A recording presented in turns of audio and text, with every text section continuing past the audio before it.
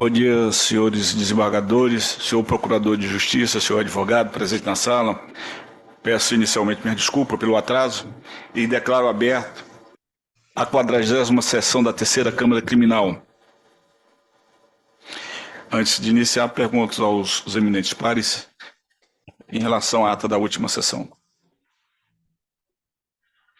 Declaro aprovado a ata da 39ª sessão.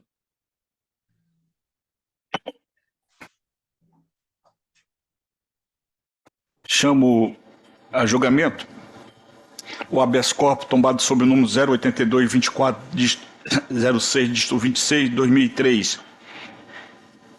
Paciente Suelton Francisco Ferreira Lima, impetrante Eusébio Rodrigues de Miranda. Impetrado juiz da primeira vara da comarca do Tribunal do Júri da comarca de São Luís, capital. Já disponibilizei o relatório.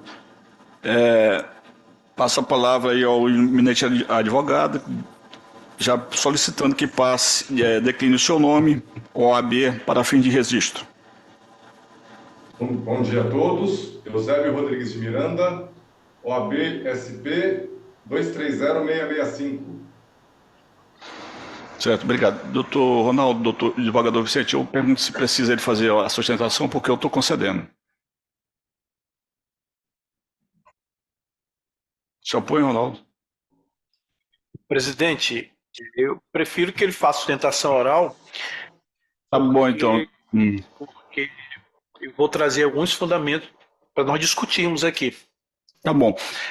Doutor Eusébio, por gentileza, você tem o prazo regimental para sua sustentação oral.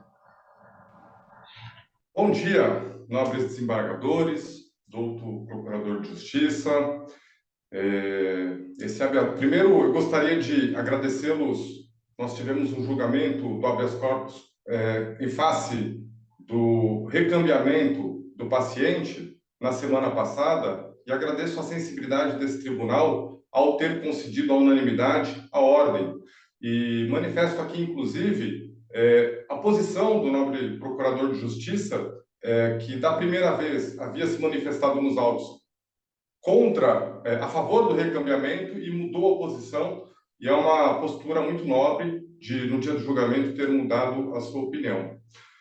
Nobres desembargadores, doutor procurador de justiça, o Suelton, paciente, no dia 28 de outubro de 2006, jamais imaginou que dali para frente sua vida fosse completamente diferente. Ele estava montado numa bicicleta quando a vítima, Caio César, lhe agrediu com 2 garrafadas na cabeça, tentando matá-lo. O Suelton, depois que foi socorrido ao hospital, não pensou 2 vezes em se ausentar do distrito da culpa. E ele não o fez preocupado em evitar a aplicação da lei penal. Ele nem pensou na polícia, ele nem pensou no Poder Judiciário. Ele pensou justamente em evitar que a sua vida fosse tirada em decorrência desse fato. Por quê? Porque ele sabia que parentes da vítima iriam tentar vingar a sua morte. Não à toa, nobres desembargadores, uma das testemunhas que a acusação arrolou na denúncia, de nome Eliandro, 10 anos depois do fato, foi morto pelo primo desta vítima, vulgo capoeira, de nome Geucimar. Este mesmo Geucimar, que na penitenciária de Pedrinhas ceifou a vida de um outro detento. Portanto, nobres desembargadores, a preocupação primária do paciente não foi nunca em atrapalhar a aplicação da lei penal. Ao contrário, foi preservar a sua vida.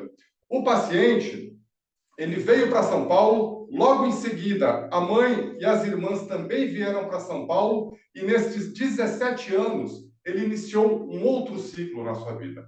Ele preenche todos os requisitos subjetivos para responder a este processo de liberdade. Ele tem residência fixa, ele tem ocupação lícita, ele tem família constituída, tem um menino que acabou de completar 2 anos, tem 2 anos e pouco.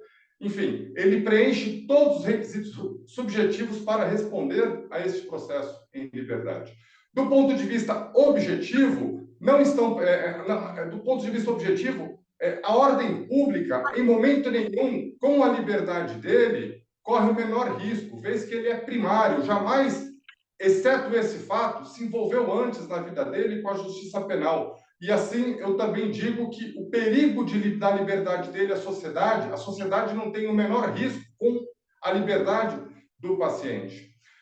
A ordem econômica nem vale a pena falar, né? Porque a liberdade dele, em momento algum, coloca em risco a ordem econômica.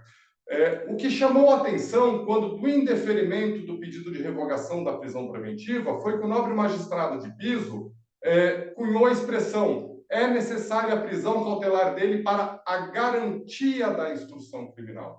Essa garantia da instrução criminal, ao ver da defesa, na opinião da defesa, ele acaba por fundir dois requisitos objetivos, quais sejam a conveniência da instrução criminal junto com a aplicação da lei penal. Ora, a conveniência da instrução criminal com a liberdade do paciente não corre o menor risco, tendo em vista que é impossível ele, de São Paulo, ameaçar qualquer testemunha ou interferir na produção de prova. Por outro lado, não se despreza que a sua ausência no distrito da culpa causou, evidentemente, prejuízos ao processo. Por quê? Porque nós estamos, desde a data do fato até hoje, sem uma decisão se ele será ou não pronunciado. Mas eu ressalto que ele veio para São Paulo tão somente para preservar a própria vida. Vejam, nobres desembargadores, no dia 30 de outubro, houve audiência de instrução e julgamento da primeira fase do júri.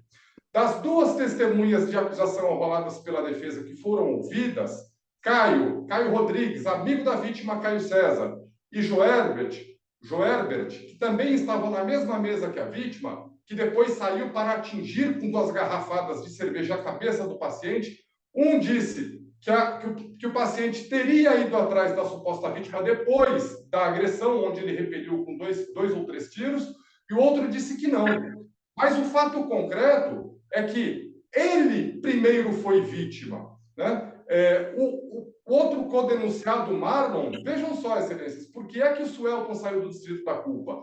Em solo policial, ele disse: olha, senhor delegado, eu saí de São Luís, fui morar em Marabá porque eu estava sendo ameaçado por parentes da vítima. Tanto isso é verdade que o primo da vítima, Caio, o vulgo Capoeira, que o outro Caio Rodrigues disse de fato que era primo, ele matou uma pessoa, uma das testemunhas, na penitenciária matou uma outra pessoa. Para vossas excelências terem uma ideia, esse ano foi o júri do pai desse vulgo Capoeira. Esse senhor, ele arrastou um mendigo, um morador de rua, na própria caminhonete por 13, 14 quarteirões, matando ele. Uma coisa absolutamente absurda. Então, o paciente teve, sim, razão em sair daí, de São Luís, logo após os fatos, porque senão ele possivelmente não estaria mais vivo, a exemplo do que ocorreu com Eliandro. Por fim, nobres desembargadores, eu destaco que na manifestação do doutor procurador de justiça, ele menciona o artigo 282, inciso 2, que seria a adequação da medida, ou seja, da prisão, à gravidade do crime. Nobres julgadores, vejam bem. Se o Caio, com as garrafas de cerveja, tivesse matado o Suelton, e nós sabemos que bater com garrafas de cerveja na cabeça de alguém pode matar, ele teria respondido por homicídio qualificado, pelo menos por motivo fútil ou torpe, e por impossibilidade de defesa do ofendido, pelo menos 2 qualificadoras.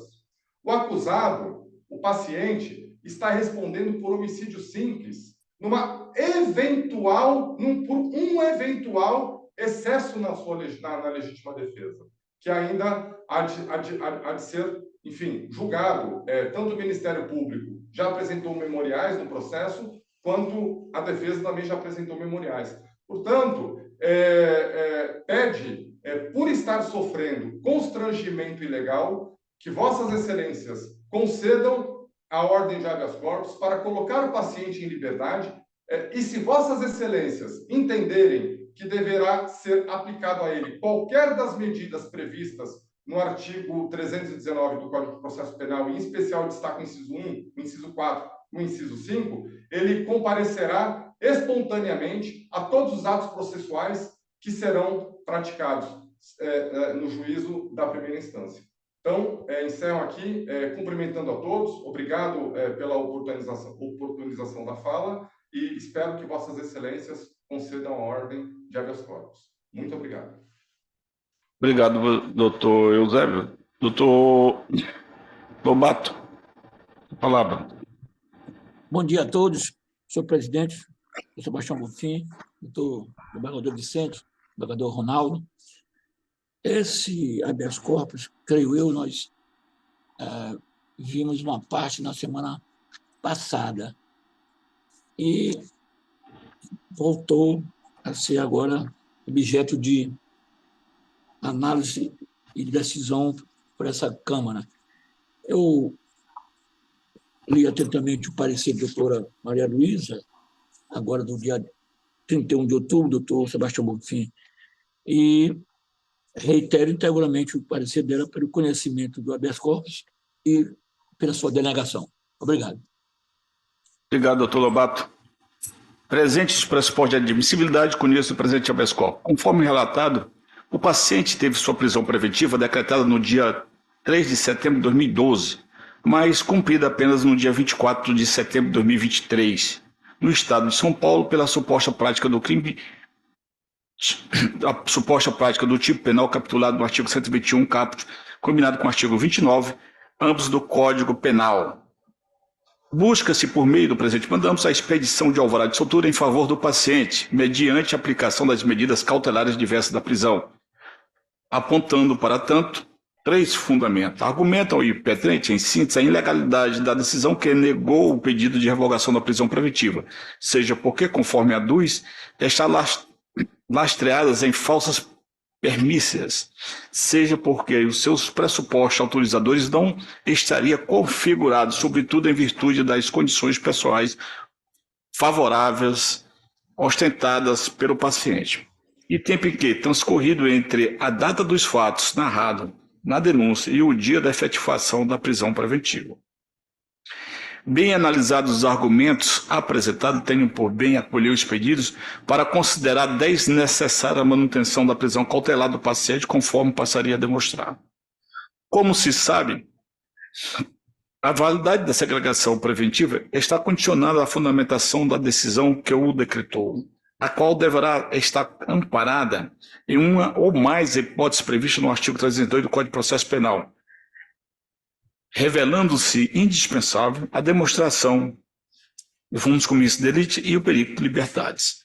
Além disso, a esses 2 requisitos soma-se um terceiro, que diz respeito à necessidade da contemporaneidade dos motivos ensejadores da prisão preventiva, conforme previsão extensa no Constituinte no artigo 315 do Código de Processo Penal. Em caso, apesar de reputar inexistente fomos comissão de delito, não enxergo a presença de outros 2 pressupostos essenciais à manutenção da medida prisional, razão pela qual concluo pela necessidade de revogação do recolhimento cautelar infligido ao paciente. Realmente, os elementos de prova colhidas à época e documentados nos autos diz respeito à própria existência do fato criminoso e à presença de indícios de autoria por parte do paciente, conforme pode ser extraído pelo laudo cadavérico realizado sobre o corpo da vítima, depoimento de testemunha realizado em sede policial, do que se depreende de não haver ressalvas da prisão preventiva quanto ao primeiro requisito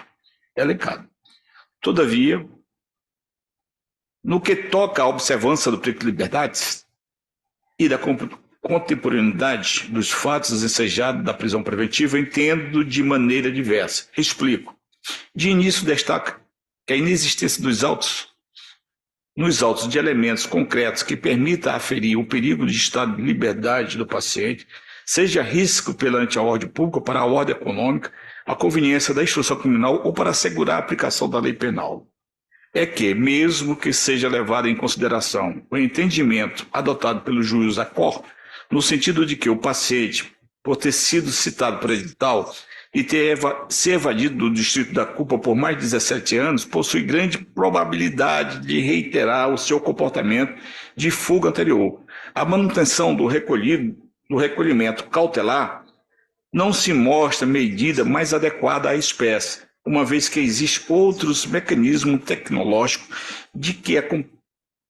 de acompanhamento mais apropriado à satisfação do fim colimado pelo Estado. Evitar nova evasão do paciente e garantir rigidez processual e da lei, tais como o constante monitoramento por tornozeleira eletrônica com comparecimento periódico ao juízo, por exemplo, que pode ser determinada sem prejuízo de aplicação de outros instrumentos próprios para esse fim.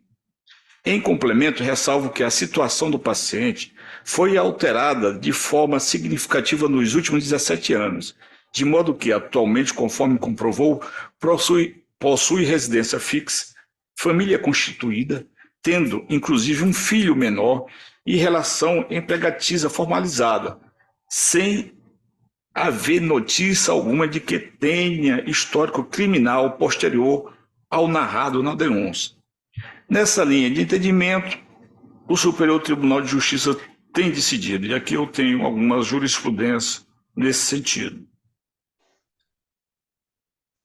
Por fim, saliento que a manutenção da medida cautelar, por tudo o que foi dito, não se mostra indispensável ao regular trâmite do feito, sobretudo quanto se considera que o paciente já foi devidamente citado para responder à ação penal originária e a imposição das medidas cautelares diversas afigura ser suficiente para garantir a rigidez da instrução processual e a aplicação da lei penal. Portanto, qualquer que seja a perspectiva em que se analise a questão, seja pelo viés proporcionalidade ou por meio da especularidade do caso concreto, a conclusão é de que a manutenção do decreto prisional não merece prosperar, devendo ser substituído por medidas cautelares previstas no artigo 319 do Código de Processo Penal, cuja definição ficará a cargo do juiz da primeira vara do júri do termo judiciário da comarca de São Luís, ao qual caberá expedir carta precatória e promover as demais diligências necessárias ao efetivo cumprimento das medidas.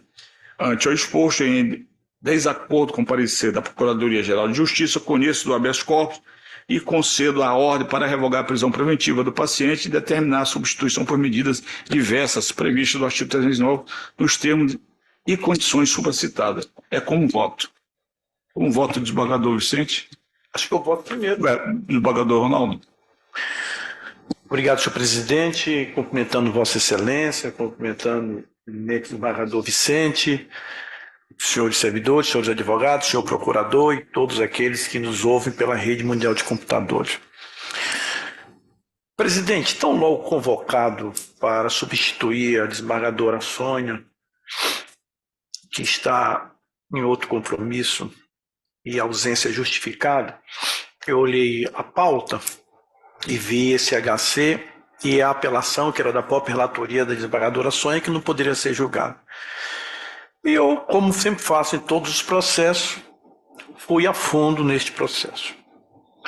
O fato em si, nós sempre precisamos conhecer o fato para que a gente possa aplicar o direito. O fato em si, em 2006, como bem falou o nobre advogado do paciente, estavam no bairro do Turu, lá no Planalto Turu, num bar, algumas pessoas bebendo, a vítima também, e não se sabe por que motivo, que tem que ser apurado através da instrução, mas o que se sabe é que já haviam desentendimentos anteriores entre amigos, e inclusive a vítima com o acusado de amigos.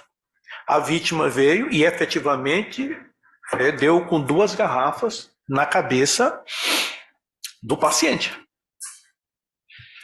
As pessoas que estavam próximas agarraram, separaram a briga, acabou a briga. O paciente saca de um revólver e dispara 3 tiros na vítima. A vítima sai correndo, baleada do local. O que está na denúncia? O que fez o paciente, junto com Marlon, o outro denunciado, entraram no carro e foram atrás da vítima. Alguns metros depois do local, perseguindo a vítima, Suércio, o paciente, que tinha dado os 3 tiros, desce e acabou, deu mais 2 tiros na vítima, quase que uma execução. Este é o fato, ocorrido em 2006. Tentada a citação, depois de iniciada, e aqui não leva em consideração se antes da ação penal ou depois da ação penal deflagrada, o certo é que, tentada a citação pessoal, não foi encontrado o paciente. Nenhum parente do paciente foi encontrado. Inclusive, o advogado diz na petição que todos os familiares foram embora. Ele não tem mais nenhum vínculo com São Luís do Maranhão. Então, tentada a citação, e não poderia nem tentar a citação por acesso, qualquer coisa, porque não tinha ninguém. Tentada a citação por edital, foi infrutífero. O que fez o juiz? Decretou a prisão preventiva pela gravidade em concreto do delito e também, embora tenha utilizado uma expressão que não era conveniência, porque ele não poderia dizer naquele momento, mas para assegurar a aplicação da lei penal, porque ele estava em lugar incerto, não sabido. Transcorreu esse tempo todo, não houve a citação, o processo foi suspenso por força do artigo 366 do CPP. E nós nunca mais iríamos encontrar o paciente se ele não tivesse sido preso em São Paulo, em cumprimento desse mandado de prisão preventiva, que hoje é jogado em todos esses mandados no BNP do Conselho Nacional de Justiça. Nós nunca mais iríamos encontrar. O que faz agora? Utiliza a sua torpeza em benefício. Ou seja, eu fujo do distrito da culpa, foi para evitar que represária dos familiares. O Marlo também disse isso. Mas o que fez o Marlo? Em outro estado, constituiu advogado e se defendeu. O Marlo também foi embora. Mas o Marlo, sim, mostrou que não queria se afurtar a aplicação da lei penal. Constituiu advogado e se defendeu. Foi até o final do processo. O outro que também estava no carro e que dizia, segundo a denúncia, mata, mata, mata. E ele desferiu o tiro. O Suércio não. Aí agora vem te utilizar dizer que não há contemporaneidade, em desacordo a toda a jurisprudência do Supremo Tribunal Federal e do STJ. Não se leva em consideração contemporaneidade a data que é efetivada a prisão. É se os motivos que estavam no momento que foi decretada a prisão existem ou não. Existia? Existia. Até o momento do decreto de prisão e o cumprimento da prisão existia sim, ele estava foragido. Então não vamos falar ausência de contemporaneidade. Ausência dos fundamentos. Será se eu não tinha um fundamento? Se eu tenho um cidadão foragido? 12, 13, 14 anos. 17 anos da data do fato. Mas da data do decreto da prisão, menos que o decreto da prisão foi em 2014. Você não me permite? Pois não. Desembargador Ronaldo, em nenhum momento, eu pelo menos no meu entendimento, é que eu não estou dizendo que a prisão preventiva não tinha motivo. Tinha motivo de sobra, até porque ele estava foragido do distrito da culpa, certo? Que houve a execução, isso aí não. O que eu estou levando em conta para liberar, para dar o alvará de soltura a ele é o seguinte: não cometeu mais crime, está trabalhando, constituiu família. Então, eu não na minha ótica, eu vou penalizar toda uma família, com filho, com mulher, com tudo, de um rapaz que vai ficar preso. Se ele pode responder daqui para frente em liberdade. Eu sei que perfeitamente se não tivesse o banco de mandados de prisão, ele não seria capturado jamais. Agora, como outro dia, nós aqui nessa mesma Câmara, o cidadão foi preso com o jaleco da Volkswagen em São Paulo, ainda está até hoje lá. Porque o seguinte, foi voto vencido, entendeu? Ele está lá 1 ano e 8 meses para ser recambiado para cá. Perdeu o emprego da Volkswagen, perdeu a mulher, perdeu o menino, perdeu tudo. Entendeu? Como é que você vai recuperar se a pena, se o instituto da pena é a ressocialização? É esse o ponto que eu vi. Em nenhum momento eu estou aqui a dizer que o réu não merecia o paciente não merecia ter a prisão preventiva decretada. Com certeza merecia. Até porque foragido do distrito da culpa. Fundamento tinha de sobra. Agora, o momento que ele vive hoje, que não cometeu mais nenhum crime, não tem um histórico mais de ação penal, está tendo uma vida digna junto com a sua família, constituiu família, tem filho, tem emprego fixo, residência fixa, não vejo necessidade. Foi essa a questão que eu resolvi conceder. Eu entendi o fundamento de Vossa Excelência. O problema é o seguinte, nós temos admitindo dois processos, processo A e processo B. O processo A, o cidadão comete um crime de homicídio, permanece no distrito da culpa, é decretada prisão ou não, fica em liberdade. Este processo B, eu fujo do distrito da culpa, eu vou embora, passo 5, 6, 8 anos fora, aí eu vou alegar agora que eu constituí família. Não é que ele constituiu família? Constituiu família. A questão é, estavam presentes os requisitos e ele só foi preso por causa do BNP do CNJ. Senão ele não teria sido. Por que o Marlon, na mesma circunstância, que teria fugido, segundo também o próprio Marlon, por represália dos familiares da vítima, constituiu o advogado e se defendeu?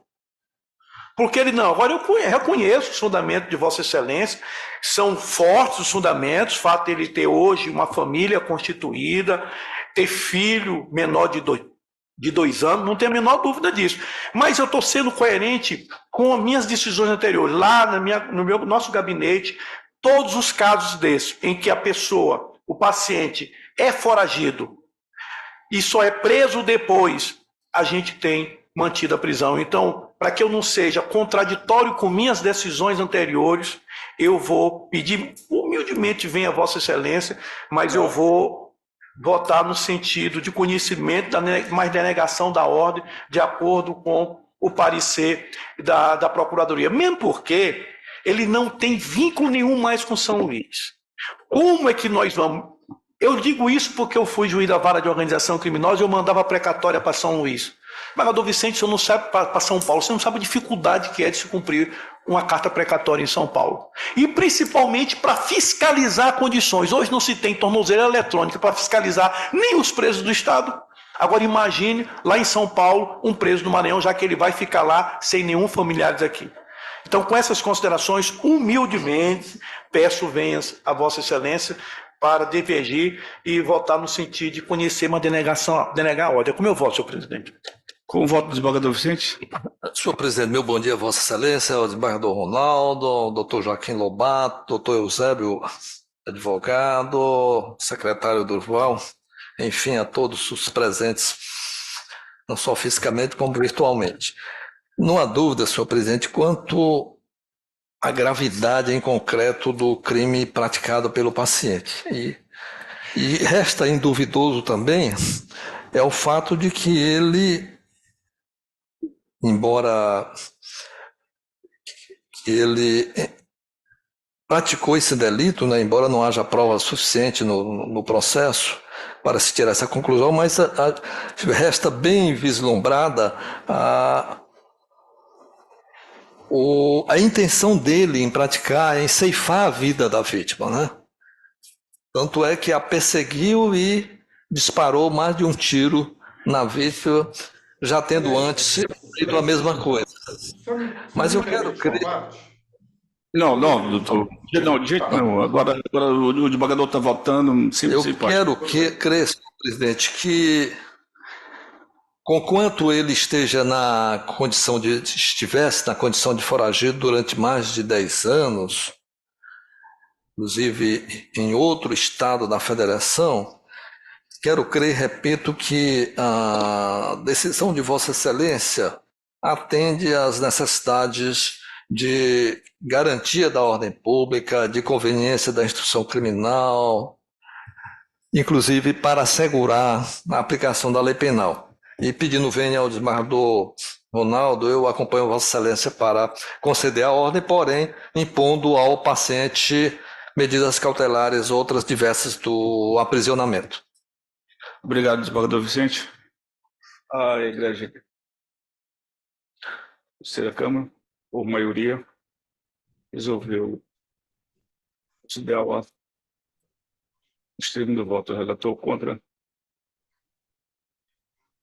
o parecer da Procuradoria-Geral de Justiça.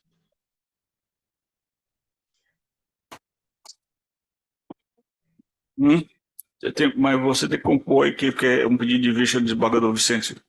Tem um da relatoria da desembargadora Sônia que eu estou divergindo. Bom dia, muito obrigado. Muito obrigado. Estou divergindo nos pontos. Seria melhor que ela estivesse presente, que Então, por ocasião do. Eu pedi vista dos autos, como você Excelência sabe. Sim, sim. É melhor com a presença É interessante que ela esteja presente, exato. Considerando a ausência justificada da indústria, Sônia Amaral, ficou adiado para a próxima sessão. Processo de Tiago Matos Bardal. Processo número 003714, dígito 82 de 2018. Acusado Tiago Matos Bardal, advogado José Carlos Souza Santos, pelado, Ministério Público Estadual.